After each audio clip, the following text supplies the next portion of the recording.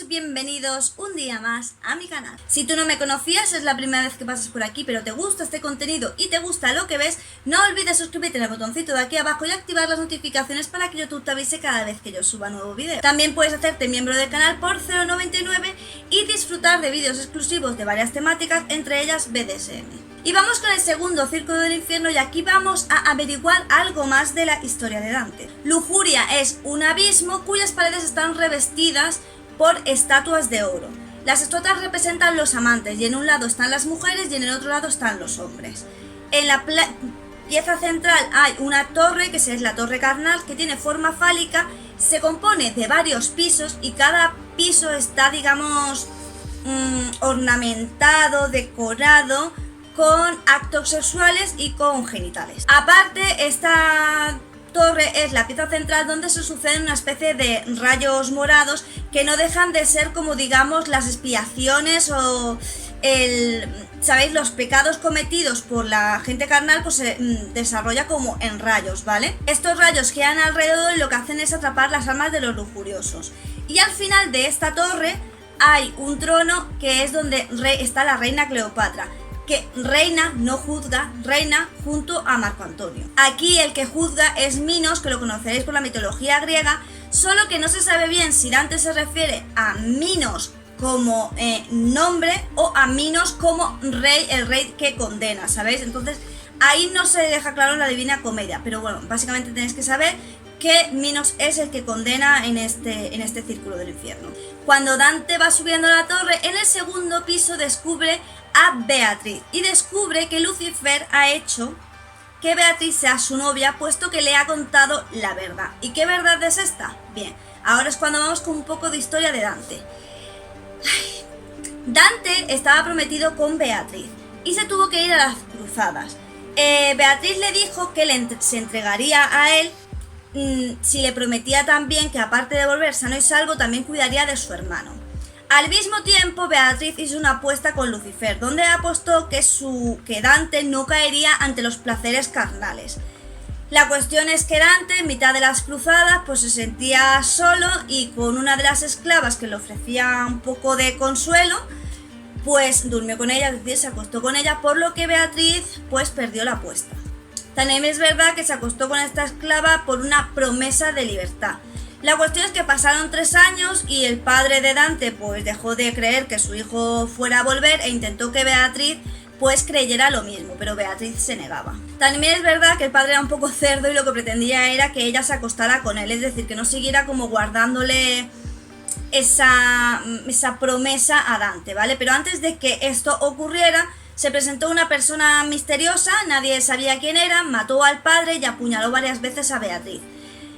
Resulta que esta persona misteriosa era el marido de la esclava con la que Dante se había acostado. Como Beatriz había apostado con Lucifer que Dante no caería en los placeres carnales y había perdido, al morir obviamente pues su alma cae al infierno y es cuando Lucifer pues la toma como amante, como novia, y lo que hace es contarle que Dante sí le fue infiel y se acostó con una esclava.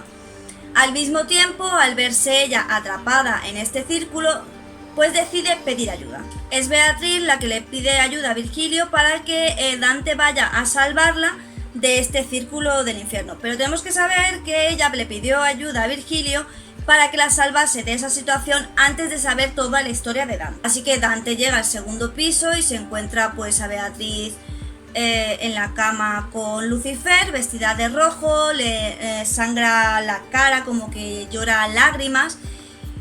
Y bueno, él intenta acercarse a ella, pero ella desaparece. En esto, mientras él sigue subiendo la torre, se enfrenta a Cleopatra y Marco Antonio, los derrota. Beatriz se le vuelve a aparecer, de nuevo vestida como si fuera un poco una súcubo, ¿no? Así un poco diablesa.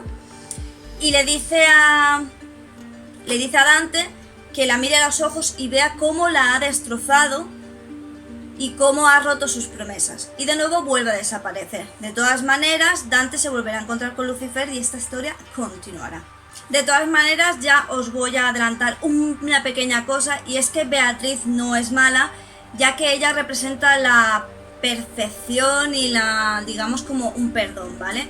Igual que Minos en este círculo simplemente se rige por la ley divina, así que él no va a hacer nada malo en contra de Dante como ocurrió en el primer círculo. Por otro lado, en este círculo se escuchan varias historias de amor, de cómo estas personas han sido condenadas, y al escuchar estas historias de amor y además de personajes muy conocidos, pues Dante se da cuenta de varias cosas, entre ellas que a lo mejor el círculo de la lujuria no es del todo justo. Lo que más le llama la atención es que hay dos almas, Paolo y Francesca, que son dos almas que son las únicas que, como os digo, en la tempestad esta que va a las almas estampándolas de un lado para otro, son las únicas que permanecen volando juntas. Y bueno, su crimen fue básicamente pues que, digamos que fueron asesinadas porque los pilló pues el hermano y marido respectivamente. Pero que realmente no fue un acto lujurioso, aunque fueron así castigados, sino que fue un acto de amor, y por eso hay una parte en la que ella dice que pese a todo el dolor que está sufriendo y todo el castigo eterno que la espera, que le merece la pena porque está con él, que es la persona que ella ama. Entonces cuando aquí Dante es en plan de joder, o sea, realmente fue un acto lujurioso a los ojos del que rige porque ella fue infiel y encima lo fue con el hermano, es como que se interpreta que no pudieron reprimirse ante la lujuria, pero en realidad era que se amaban con locura y compasión, que estaban muy enamorados y por eso no se podían reprimir. Y a lo largo, yo digo, de este círculo, pues conoce las historias de varias personas, pero como os digo, esta es la más relevante porque es la que a Dante realmente le llama la atención, ¿no? De que permanezcan unidas.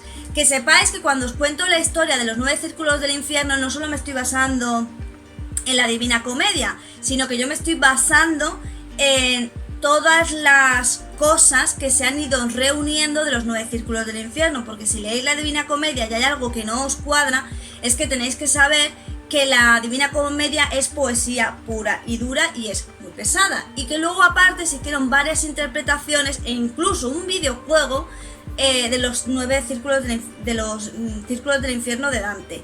Entonces tenéis que saber que en la Biblia incluso se habla de ellos, pero que Dante, la Divina Comedia, tiene varias interpretaciones, tiene varias historias y tiene varias cosas. Entonces yo os estoy intentando meter lo que es la Divina Comedia en sí, que está muy chula, pero es horrible de leer, ya os lo digo, a no ser que os encante la poesía, no es mi caso. Pero aparte os estoy metiendo otras cosas que se fueron como incluyendo para darle más peso a la historia, y que supongo que es como todo, ¿no? Que las historias se van completando pues de aquí y de allá, pin y pam.